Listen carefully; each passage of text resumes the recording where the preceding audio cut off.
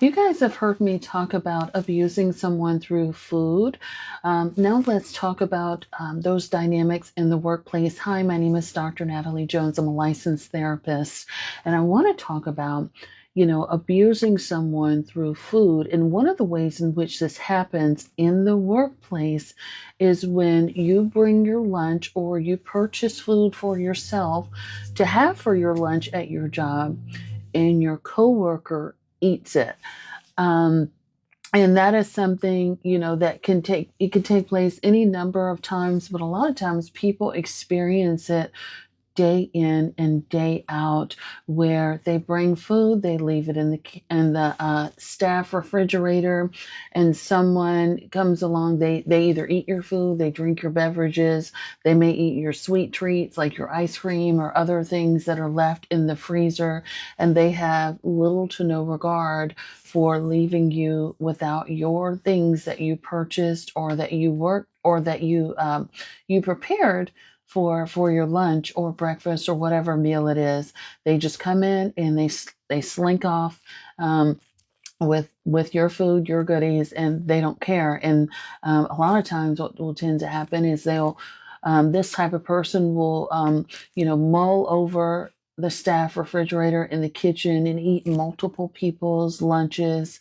In addition to eating food, they may, go in to your lunch boxes, your food containers, put their hands in it, search through your stuff. They may even take a nibble or a bite and put your stuff back in it. They may drink your drinks or whatever, and then put stuff back in it. So there's no regard for you respect of your food, your space, or like general food hygiene as well. They can be very malicious about it as well, because a lot of times, at least in my experience, what has happened is, there's been a food bandit, a food culprit, and a supervisor will talk about it in the staff meeting. Hey, be respectful of other people's food. Don't do that. There'll be a note on the refrigerator. Hey, don't. Don't eat other people's food. So there's always a reminder. And I used to, at my last job, I used to be on the refrigerator duty. So I used to personally clean the refrigerator and personally write the notes and things like that and keep it tidy. There's another aspect of that goes into it as well, is people who are nasty in the refrigerator. So they will open the refrigerator with God only knows what on their hands, dig around in it, ketchup, and just leave stuff everywhere. I don't know. And this is stuff that comes from basic home training and basic respect of peers and colleagues, where people will just go in and just muck up the refrigerator or the things that are left in the staff kitchen, and they don't clean up after themselves, or they're intentionally more disrespectful with everything in there because they feel like they have somebody cleaning up after them. And so they feign ignorance in knowing how to maintain proper hygiene and just general respect of office space. Another way that abuse can come by way of food indirectly. While it's not directly tied to food, it is somewhat directly tied to food, is being overworked. A lot of times, at a lot of places, people will be overworked to the point, short-staffed and overworked. And this used to happen a lot where I worked, where, there's so much work that has to be done, and your manager, your supervisor is pressuring you to do it, or there's not a whole lot of staff, and so you are the only person that could do it, and you don't have enough time to take your breaks. They want you to get all these things done, but they don't account for you taking your lunch break, and it's mandatory. It's due today. It's due by end of business, close of business, all that kind of stuff where it's mandatory. And so you have to work through your breaks and you have to work through your lunch when you have a high pressure, high performing job, a job that always seems to have countless deadlines, urgent deadlines that are due today. And that's really abuse of employees, where it's like, I can't take my break. I can't slow down because there's unrealistic expectations around deadlines and job performance. Food can also be abusive in the way that your company or your corporation or your manager thinks about you. How many of you know people out there who've worked for a company 50, 60, 70 years and they've been rewarded with a pizza party as a means of saying goodbye, thank you for your services?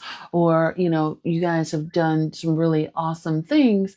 And, again, a pizza or an ice cream or a popcorn party or something of that nature will be used as a way to reward you for all of your efforts. And you guys, if you've worked any places like I've worked, a lot of times what has happened is like there's been proposals like, hey, we really want to reward employees.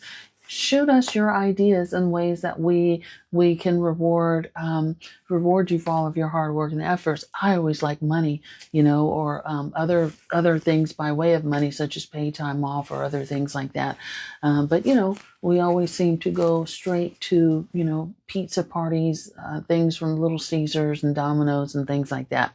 So let me know what you guys think about that. Another way that food can be abusive and even cause illness is through that good old potluck. Ugh, I hate those. I never eat at those, but again, it's not about me. But one of the things that people will do at potlucks is they will bring food that is unsanitary, food that is old, stale, stuff that they may have, cleaned out of their pantry from 1985 that they don't want anymore. They'll bring food that they prepared but haven't properly prepared it. So a good example of this that I have that I can personally recall is when a colleague cooked chicken wings, but there's feathers and things like that all up and down those chicken wings where you could actually see it. The feather is out, so there was no cleaning and preparation, and I'm very particular around things like that. I don't know about you.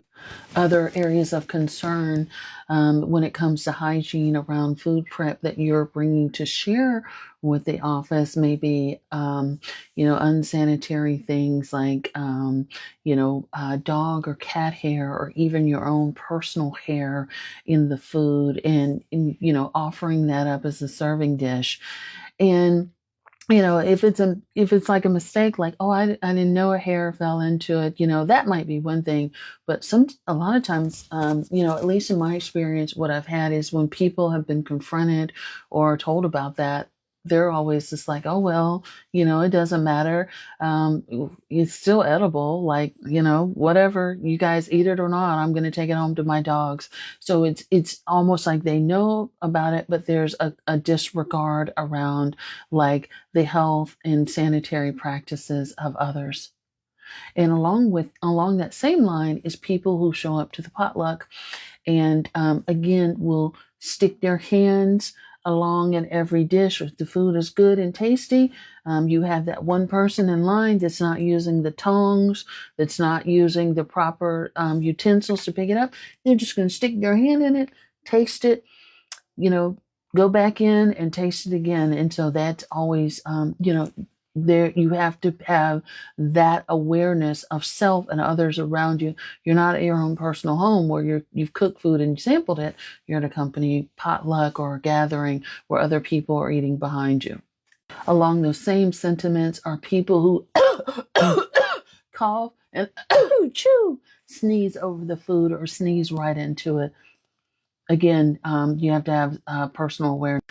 And washing hands before you touch anything.